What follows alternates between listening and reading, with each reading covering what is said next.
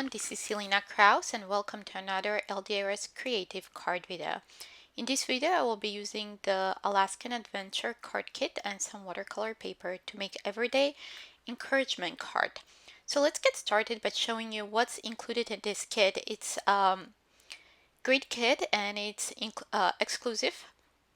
So we have 6 pieces of pattern paper, a little bag of embellishments like sequins and little raindrops.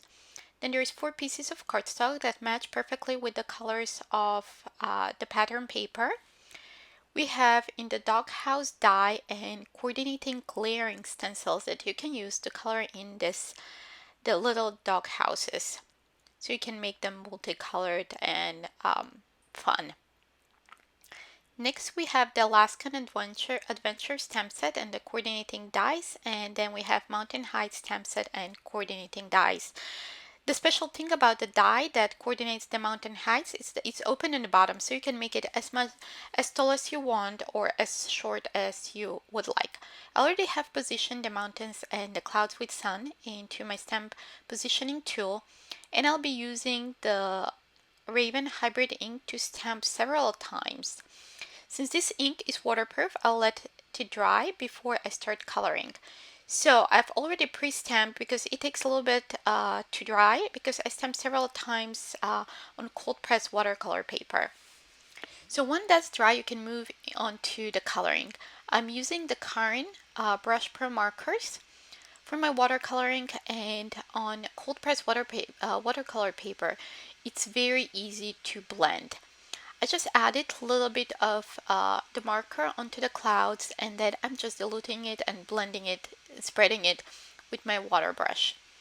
So with these markers, they're very intense, but you can make them as subtle as you would like by adding more water or just adding a little bit of ink directly onto the paper, or also you can add on a palette and pick it up from there to get more subtle and more kind of light looking watercolor. If you want more intense, then you will apply more ink and just spread it with your watercolor brush. So for the mountain tops, I'm adding warm gray and some of the very light blue to make them kind of grayish blue to get that kind of snowy effect. Next, I'm using the cyan marker to add some onto the water of the lake, and then I'm using my brush. I'm using aqua brush, a watercolor water brush with a water reservoir to paint it. Also, you can use traditional water brush. To get that nice transition between the white and the blue, I'm just adding water on the bottom and kind of blending it towards the color. So we have that nice and subtle transition between the watercolored part and the white watercolor paper. Next, for the mountains, I wanted them to be darkest on the bottom, so that's where I'm adding the color. So add the color where you want to be the darkest, and then just spread it with your aqua painter or aqua brush. And you can remove color as you're moving through the blending process to get more kind of ombre effect. Next, I'm adding some greens there to get a little bit more variation of color in the mountains. Then I'm moving to the plain. The Karin markers, they have very nice red. When you dilute it with water, it doesn't turn pinkish or very kind of pale red, but it stays very intense and very true to the red color, which is not the case with many other watercolor markers. Next, I'm adding some orange for the rest of the parts of the airplane and blending it in with my brush.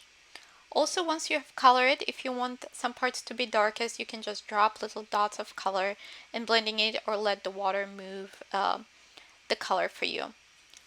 Next, we're going to do the sky. I'm just added a little bit yellow around the sun and then diluted the color with my water brush.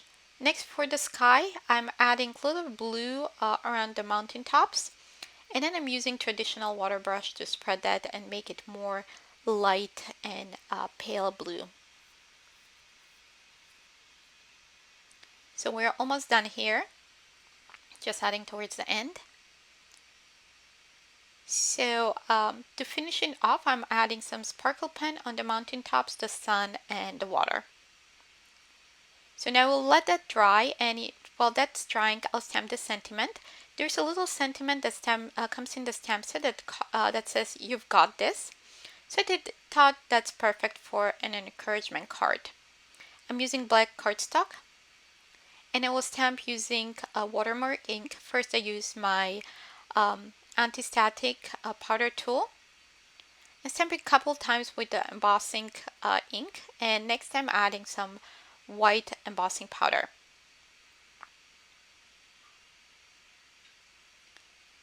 I will heat set this,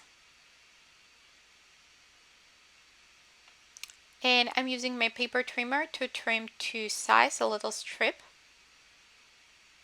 So I think that's done. Next, also I'll trim my panel. I started with 4 1/4 by 5 1/2 watercolor paper panel. I'm trimming it down to 4 by 5 1/4. I'll use foam tape to add on the back of the sentiment.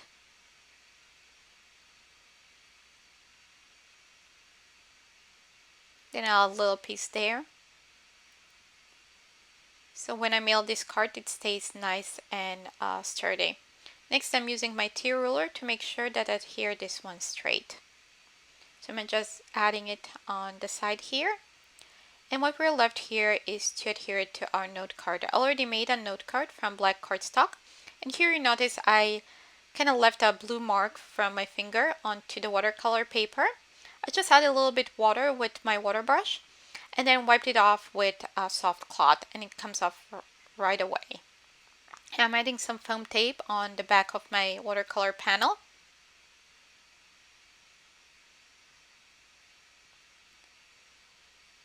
And then I'll adhere it on top of my black note card. So in the note card, either you can write with a white gel pen, or you can add a white cardstock panel like I'm doing right now. So you can write with any color pen you would like. So this finishes our card. Thanks for watching, and don't forget to subscribe to the LDRS Creative YouTube channel. Also visit the inspiration blog for more ideas and more inspiration. Thanks for watching. Bye!